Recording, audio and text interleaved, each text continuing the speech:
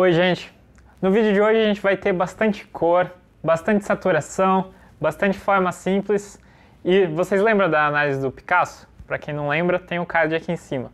Hoje a gente vai falar sobre um artista que o próprio Picasso via como um grande rival, numa concorrência saudável, claro.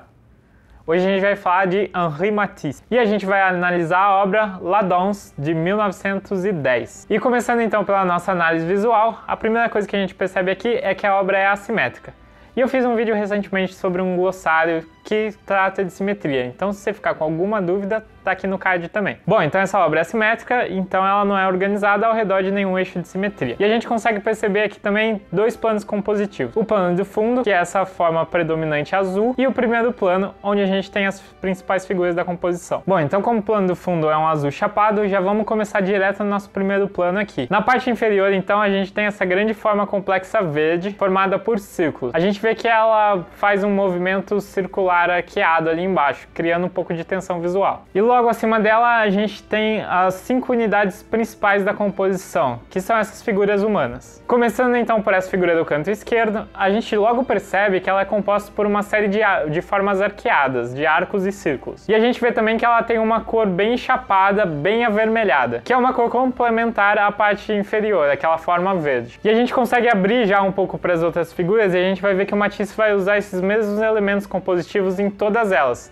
criando assim uma unidade visual. Mas focando aqui nessa figura do canto esquerdo, a gente vê que ela está disposta de um jeito que ela cria um movimento arqueado ascendente. Então ela vai fazer essa tensão visual como se estivesse subindo. E esse movimento vai direcionar a gente para a próxima figura. Essa segunda figura, ela usa os mesmos elementos que a gente já viu, a cor vermelha e essas formas mais arqueadas e circulares. E a gente vê que ela faz dois movimentos aqui. Um movimento descendente e um movimento que vai seguir aquele primeiro movimento arqueado da figura anterior e vai nos direcionar para a próxima figura humana. Essa terceira figura também tem os mesmos elementos compositivos e ela faz dois movimentos arqueados na mesma direção, levando a gente então para a quarta figura. Essa quarta figura então ela está no oposto da primeira, no canto direito. E a gente vai ver que ela vai fazer um movimento também que é oposto. Ela vai fazer um movimento descendente que vai direcionar o nosso olhar para o centro da obra, para a figura central. E a forma dessa figura central, ela também vai fazer a gente ver dois movimentos, duas tensões visuais direcionais. A primeira forma dela vai indicar um movimento ascendente para a esquerda e ela vai pegar aquele mesmo movimento que a gente estava vindo da figura anterior e direcionar na mesma direção. Então ela vai ter um movimento tanto de baixo para cima ascendente para a esquerda, quanto um movimento de continuidade da forma anterior. E quando a gente soma todas essas indicações de uma figura apontando para outra, a gente tem uma pregnância formal de uma elipse e uma tensão visual que cria um movimento no sentido horário. Então a gente percebe como se essas figuras estivessem girando nesse sentido. Partindo então para uma análise de significados que essa obra traz pra gente, a gente logo vê que ela é uma obra figurativa.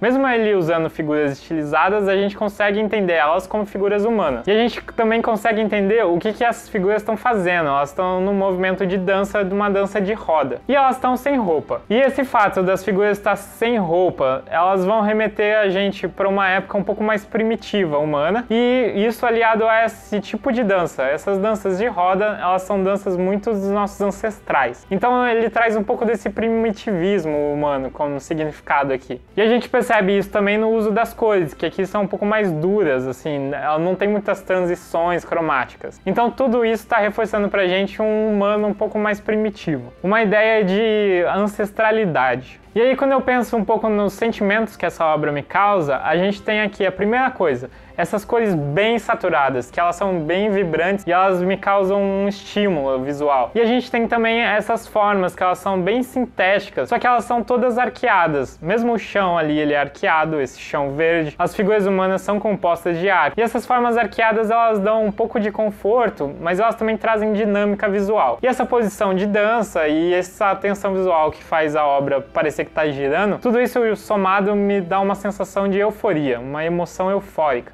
Vamos então falar um pouco do impacto do trabalho do Henri Matisse. E vamos começar primeiro naquele lado comercial. Olhando um pouco para a história dele, a gente vê que ele vem de uma família de comerciantes de cereais, do interior da França. E aí ele vai seguir na carreira do direito, a princípio. Ele vai para Paris para estudar direito. E aí ele vai estudar direito, se graduar, e ele vai ter uma doença em algum momento, e a mãe dele vai levar para ele alguns materiais de pintura, e ele vai encontrar a realização profissional dele desenvolvendo pintura. E aí ele vai abandonar a carreira de direito, vai ficar meio brigado com o pai dele, que vai ter uma grande decepção com a carreira que o filho decidiu seguir, mas ele vai construir uma carreira pouco a pouco, assim. É legal a gente acompanhar os passos que o Matisse dá. Por exemplo, em 1901 ele vai fazer a primeira exposição dele, uma exposição de grupo lá em Paris. E aí essa exposição não vai ter muita repercussão, mas aí em 1905 ele vai expor no Salão de Paris de novo com um grupo, e aí ele vai começar a se destacar, e ele vai construindo assim uma carreira em Paris primeiro, e depois ele vai expandindo para outras cidades da Europa até chegar na América. E como resultado disso, a gente vê que ele vai começar a integrar aquelas coleções particulares importantes e principalmente as institucionalizações, que são os museus, que vão começar a adquirir a obra do Matisse e dar o aval como uma boa obra de arte. E hoje elas são muito valorizadas. Já quando a gente pensa um pouco mais no impacto sociocultural do trabalho dele, lembra que eu falei que o Picasso via nele um grande rival, né? Por causa da linguagem que ele está desenvolvendo. O que acontece é que em 1905 ele vai participar de uma exposição no Salão de Paris e ali vai se formar um grupo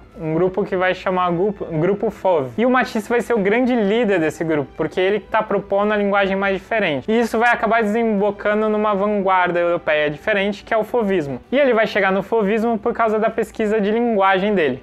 Mas ainda só para terminar essa parte sociocultural, o Matisse também vai ter uma academia de arte. Então ele vai ter uma escola, onde ele vai poder passar as teorias dele para frente, o que vai contribuir ainda mais com o seu impacto ali cultural. Voltando para a questão da linguagem, que vai ser essa coisa do fauvismo, a gente vê que o Matisse ele vai visitar vários artistas durante o período dele que ele está se formando no início da carreira. Ele vai ter bastante influência do Gauguin, que pinta as coisas com coisas bem vivas, dos pós-impressionistas no geral, né? E aí ele vai negar toda a tradição impressionista, que não era bem uma tradição, assim, mas era a escola que já tinha sido aceita, além do classicismo. Então ele vai negar esse ideal impressionista de trabalhar as transições cromáticas, pra gente só ter uma impressão da luz, um retrato fiel da luz. O que ele vai fazer é trabalhar as coisas bem saturadas, bem marcadas, e aí ele vai ter uma pequena influência ali do começo de um cubismo, quando ele vai fazer essas simplificações formais, essas geometrizações. Mas ele não vai se